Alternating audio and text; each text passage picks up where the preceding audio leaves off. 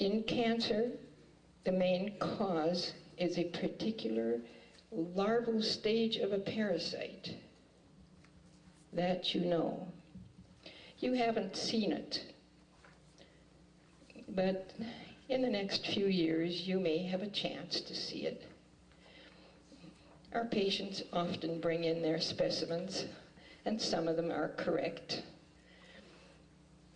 But I don't have a collection of specimens to bring across the border, an international border. So I'm too scared to do that, even though they would be perfectly safe in formaldehyde. By killing the parasites completely, you cure cancer. It's a bold statement, but it has never failed us yet.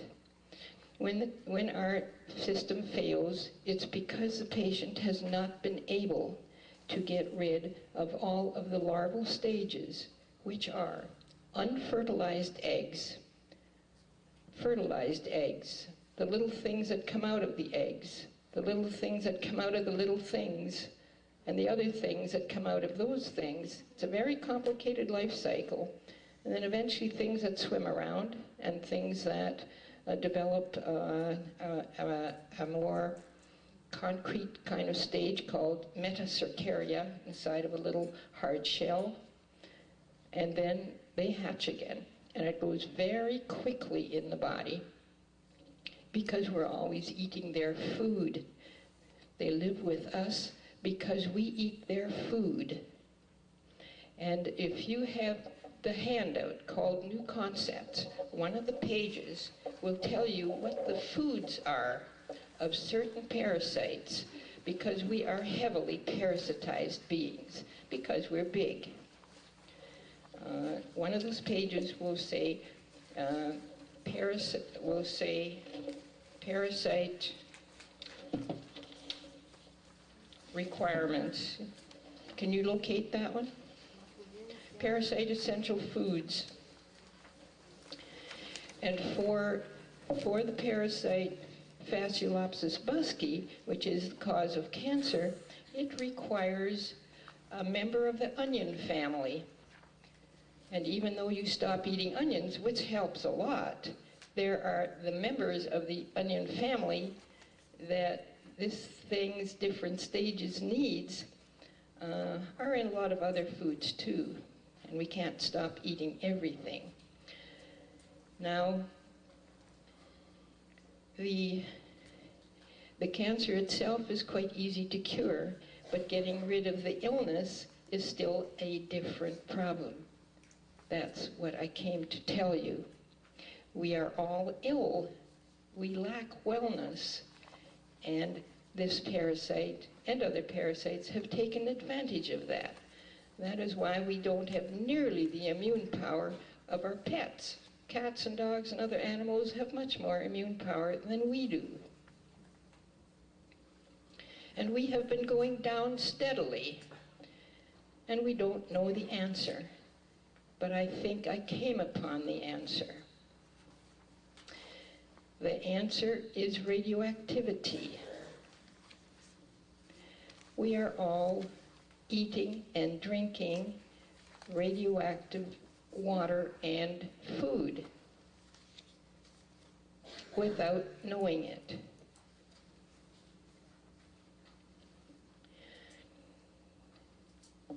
Now, how could that make us lose our wellness?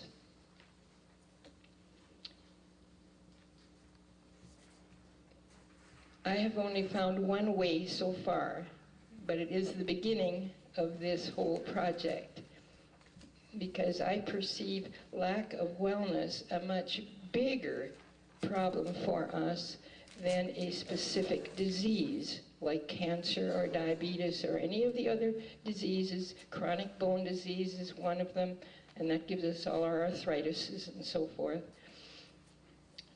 But I perceive lack of wellness to be the fundamental basis for the other diseases. In other words, you don't develop a specific disease until you have this general disease called lack of wellness. And lack of wellness is perpetrated on is taken advantage of by a different parasite. Specific diseases are due to specific parasites. But the ground floor for all of those specific diseases is a general condition, lack of wellness. I'm pounding that because it's a new concept.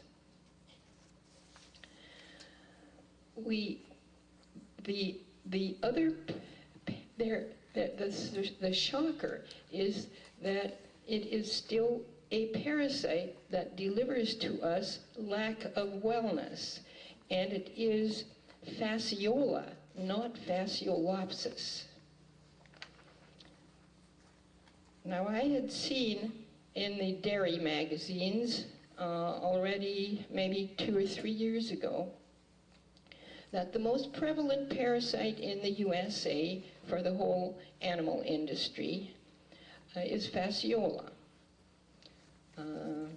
It's a little smaller than fasciolopsis, but those two are our two biggest parasites. So maybe that makes it more reasonable. Maybe nothing makes it reasonable until you study it. And when you see that every person sitting here, and even younger, even down to age 6, which is as low as I've studied, it's full of fasciola. And I don't mean they just have fasciola. I mean they're full of fasciola. And so we tend to neglect things that everybody has because we think, well, it couldn't be the cause of something if everybody has it. But now we have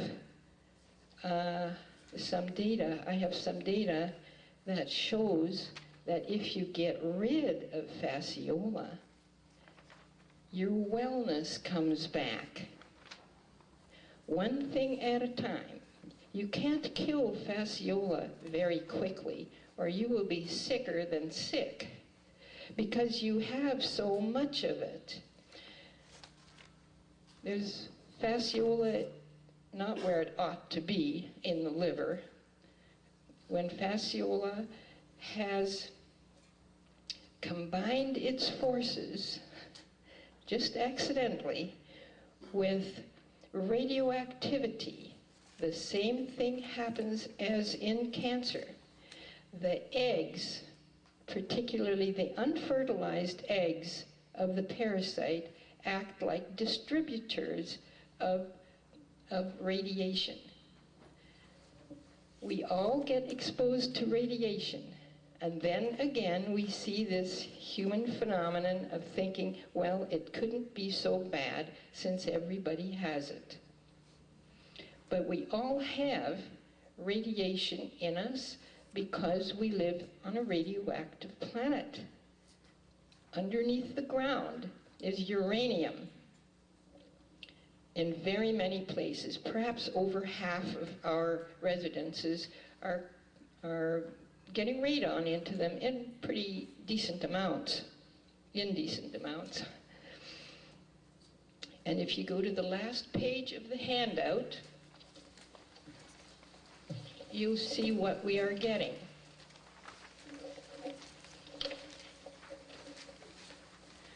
It's called the radon chain. It starts with uranium, and down underneath the ground are rocks. We know that. And very many of the rocks, if not all of them, contain some uranium. There'll be different kinds of uranium. Uranium phosphate occurs very commonly because uranium combines easily with phosphates. And that uranium is unstable, which is why we call it radioactive, a radionuclide. It breaks down, and here it shows you what the chain of breakdown is.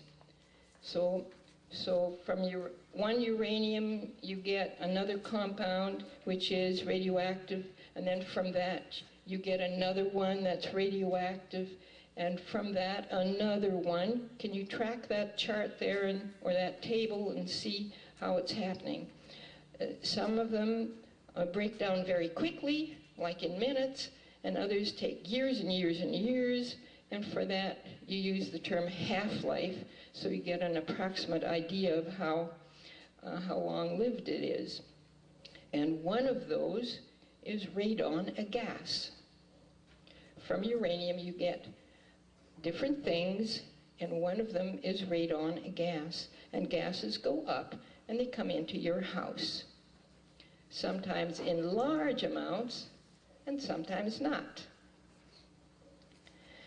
You can do a commercial test because it's already recognized as a health problem, but the commercial test that it's okay up to 4 picocuries per liter. But what I'm finding is that it is the basis of lack of wellness, because from radon, keep on watching this chain. From radon, you get polonium,